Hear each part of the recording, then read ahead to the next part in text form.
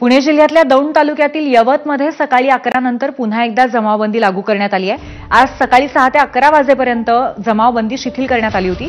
त्यानंतर पुन्हा एकदा जमावबंदी आता लागू करण्यात आली आहे। दरम्यान जमावबंदी हटवण्याची मागणी ग्रामस्थांनी केली आहे।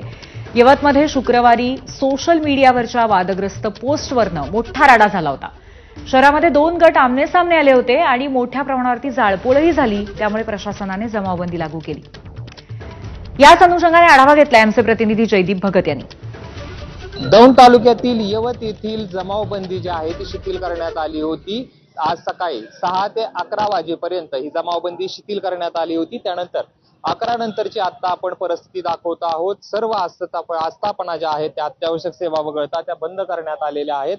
खरं तर 1 ऑगस्टला जिल्हाधिकारी यांनी या यवत गावामध्ये जमावबंदीचे आदेश काढले होते। खरं तर या ठिकाणी मोठा गोंधळ झाला होता, तणावाचं वातावरण निर्माण झालं होतं। एका व्यक्तीनं सोशल मीडियावरती पोस्ट केली आणि त्यानंतर जे आहे ते इथले वातावरण चिघळलं होतं आणि यानंतर जे आहे त्या ठिकाणी दगडफेक झाली, जाळपोळ झाली, गाड्यांच्या काचा फोडण्यात आला आणि त्यानंतर जिल्हाधिकाऱ्यांनी या गावामध्ये जमावबंदीचे आदेश लागू केले होते। खरं तर पोलिसांनी ज्या व्यक्तीनं ही पोस्ट केली होती त्याला देखील अटक केली आणि ज्यानंतर त्यांनी जाळपोळ केली किंवा तोडफोड केली त्यांच्यावरती देखील जवळपास 500 ते 600 जणांवरती गुन्हे दाखल जे आहेत ते केलेले आहेत। असं जरी असलं तरी आजच्या दिवशी ही जमावबंदी जी शिथिल करण्यात आली होती त्यानंतर पुन्हा एकदा सकाळी 11 नंतर ही जमावबंदी जी आहे ती लागू करण्यात आलेली आहे। कॅमेरा पर्सन जीवनसह जयदीप भगत, एबीपी माझा, यवत, दौंड।